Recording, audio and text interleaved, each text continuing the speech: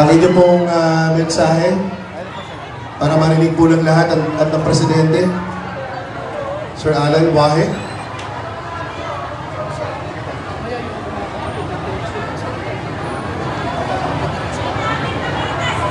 Sir Alan. Sir, po tayo sa mikropono po. Gusto po marinig ng Presidente ang inyo pong hinala. Pwede ba ako'y masaya dahil nakikita ko kung gaano karami ang sumusuporta kay Senator for the future President natin, si Manny Pacquiao, at ating si Pastor Ewell, the Division for Board Member. So, ako'y napunta rito dahil sa totoo lang po, ang aming samahan na binubuo ng federasyon ng lahat ng TODA sa buong Montalban ay nangangailangan po kami na ilalapit namin sa gobyerno at magkaroon ng sektor ang bawat TODA namin sa buong Montalban. Dahil hindi po namin na ilalapit ng maayos sa dating nakaraan kung sino man po ang nanunungkulan noon kung ano ang mga hinaing namin. Kaya sana po magkaroon po kami ng sektor sa taas na kapulungan. Yun po ang aming hinaing. Lalo po maintindihan at maunawaan ang aming mga kalagayan bilang mga TODA at mga tricycle driver. Maraming salamat po at Senator Manny Pacquiao bilang magiging Presidente, future natin. Sana ay matupad natin na tayo ay magkaroon ng mabuting Presidente na may puso at may takot sa Diyos. Maraming salamat, Manny Pacquiao. Maraming po salamat, Sir Alan. Tawagin ko po ang representante ng ating mga kababayan ng mga Muslim.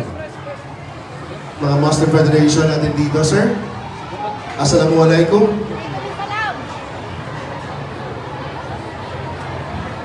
أعوذ بالله من الشيطان الرجيم بسم الله الرحمن الرحيم رب اشرح لي صدري ويسر لي أمري Assalamualaikum warahmatullahi taala wabarakatuh. Ako po, Pangulong Manny Pacquiao, bilang spokesperson, vocal person ng buong kamusliman sa Montalban, kami po ay lubos na nagpapasalamat at binigyan mo ng pagkakataon madalawin ng aming mahal na bayan. Ako po ay 30 taon na nandito sa Montalban at ako ay galing ng Cotabato City sa Dato Piang. Alam po ninyo ang Dato Piang na kung saan nangyayari ang bakbakan ngayon. Ngayon po, in behalf of our President, Ustad Abdul Basit Taher, ako po bilang kinatawan ng kamusliman, ang concern lang po namin dito, Pangulong Pacquiao, no? Hindi po lingid sa kaalaman ng lahat na sa buong Luzon, tayo po dito sa Montalban ang may pinakamalaking sementeryo ng mga Muslim. Ngayon po, meron po kami isang maliit na ambulance na ginagamit namin. Ang population namin dito sa Montalban ay nasa higit 10,000. No? So sa maliit na ambulance namin, hindi namin kayang serbisyuhan ang buong kamusliman na galing sa iba-ibang lugar. Hindi lang po ang serbisyo namin sa Montalban, kundi buong Luzon. Where in fact, meron na po mga dayuhan na dito na ililibing gaya ng mga Arabo. So ang concern po namin, baka po marigaluhan mo po kami bilang isang token po sa aming kamusliman sa Montalban na madagdagan ng aming ambulance. Okay? So, bago ko po tapusin ang aking pagsasalita, kanina po may nagsalita ang pastor kasi pastor din po ako sa kamusliman. Ako po, Manny Pacquiao, para sa kalaman mo kasi ito yung first time na kita tayo. Gusto ko po ipabot sa iyo na tuwing may laban ka, ako po ay naglalaan ng midnight prayer namin upang ipag-pray ka ng manalo ka. Bilang isang Pilipino, hindi bilang isang Muslim. So, merong issue na kayo po ay anti-Muslim. Kaming mga Muslim sa Luzon ay hindi naniniwala dahil ang lugar po natin sa Sarangani, kayo po ay namumuno at hindi ako maniwala na hindi mo mahal ang mga kamusliman sa ating Mindanao. Maraming salamat po. Maraming pong salamat. Isa sa mga representante po natin sa Muslim Affairs. Thank you. Tawagin po natin ang presidente ng Manggahan OWA Federation, Ms. Edita Barcelon. ng Edita Barcelon. Dito po siya. Okay. Sige po, representative ng Barangay Manggahan. Apa. Doon po tayo sa mikropono.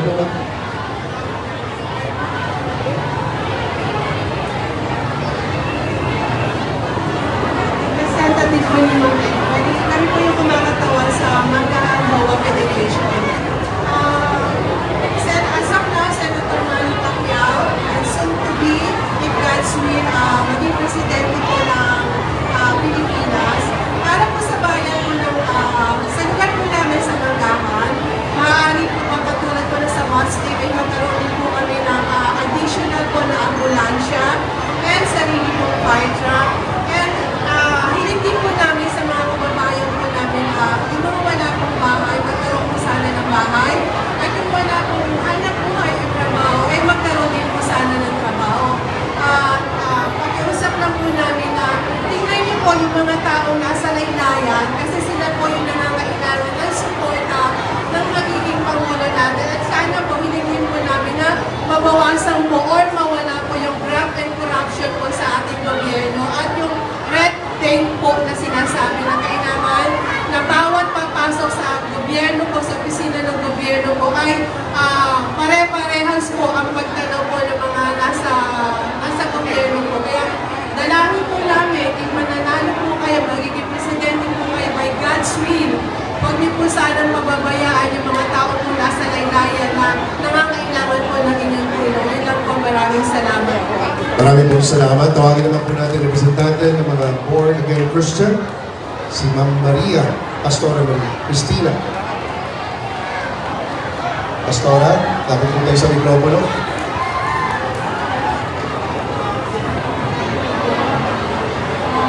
Good morning po sa ating lahat.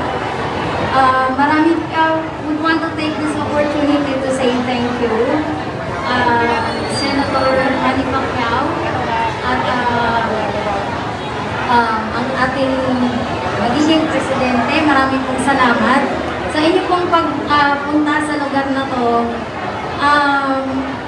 Actually, marami na pong nagsasabi na pupunta po kayo, but inabamang po ng lahat dahil po talaga ang Montalban ay nakasuporta sa inyo. Ang Body of Christ po ay naghihintay talaga ng tatawagin ng Panginoon na maglilingkod sa bayan.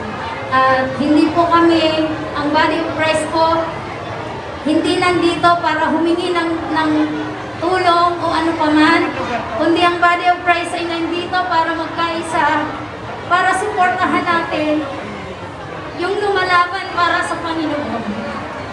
Kasi, sabi nga, if my people who are called by my name, at sa nakikita ko sa line-up ngayon, iisa lang po ang tinawag ng Panginoon by His name, and that is Manny Pacquiao. Nakikita natin sa survey, nakakadismaya, but then buong Montalban ngayon, I decree and declare in the name of Yeshua, as a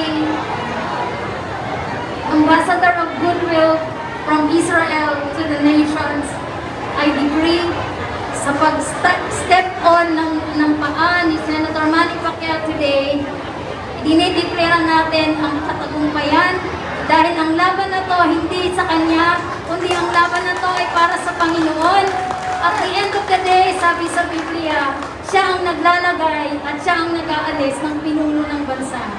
Ano man ang gawin ng kaparaanan, kung hindi nuluupin ng Panginoon, definitely ang tagumpay ang ibibigay ng Lord. So, maraming salamat. Nandito si Madam Vicky. Natuwa po kami kasi it represents po na buo ang pamilya. Fake news po ang sinasabi. Fake news po ang sinasabi na hindi po all out ang buong family. Thank you so much po. Maraming salamat. Representante po natin sa born again Christian group.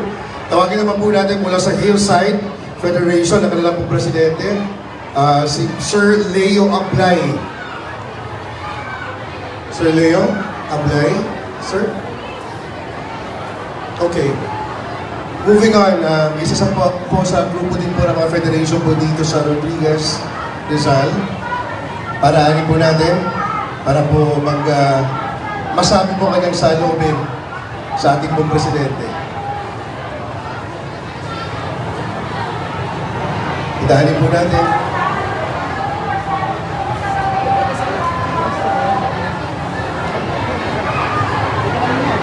Magandang umaga po. Magandang sa inyo.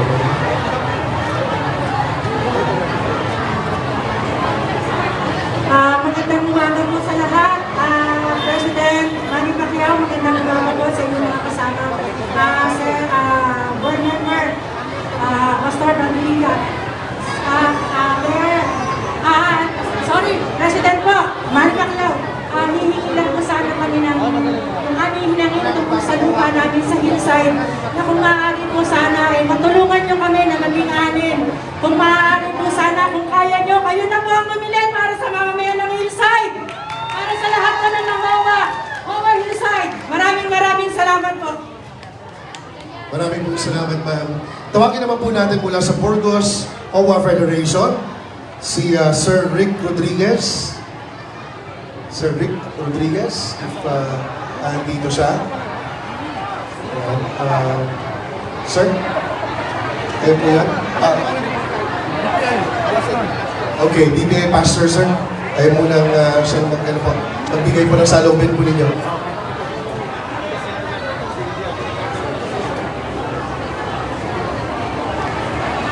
Sir. Okay, magandang umaga po, Sir Manny. Kami po ang grupo ng mga pastors ng Blessed Pastors sa Montalban at kasama yung iba-ibang grupo ng mga pastor. Ang amin lang pong inilalapit sa iyo ay yung full support sa mga pastor ng Montalban na kung ano ang aming programa para sa ikaganda ng komunidad ay sana makabot po kami, Sir, kahit malayo kami sa lugar mo, kahit malayo kami sa Malacanang kung sakali man, sana hindi niyo makalimutan na suportahan ang aming agenda ng mga pastor na magkakaisa para sa komunidad ng bayan ng Montalban. Kaya maraming po salamat, sir. Sana po ay patuloy kang ingatan ng Panginoon. God bless. Maraming pong salamat, sir. Okay, tawagin din po natin mula sa Sitio Maislam Neighborhood Federation, ang kanilang pong presidente, Lucila Atendido. Miss Lucila Atendido? Sama si Miss Lucila? Okay, and a representative po mula sa Sitio Maislam. Mga taga-Sitio Maislam? Saan pa mga taga-Sitio Maislam dito? Ayan. Kayo po? Okay. Sige, habang naghahanda pa po siya, tawagin po natin mula naman sa Hieronimo Huwa Federation, si Sir Remigio Delena. Nandito po siya. Sir? Basta? Antayin mo namin kayo.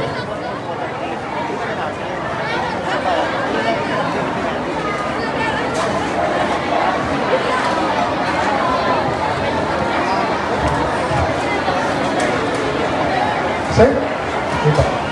This will be our last message para po sa ating mga kababayan po dito sa Rodriguez, Rizal. Magandang umaga po, sir. Hello, magandang umaga po sa inyo lahat. Ako si Mr. Remigio Delena, o Federation ng Hieronimo. Bumabati po lang sa magandang umaga po sa inyo lahat, lalo po sa mga kasama ko sa HOA Marcial at sa iba pang grupo. Una sa lahat, para sa ating tumatakbong Pangulo, President Manny Pacquiao, na ako po ay sumusuporta, lalo po sa mga laban ng boxing. Napanood po yung mga boxing, kaya nais ko po sana ng hiligin, yung bigyan po sana ng pansin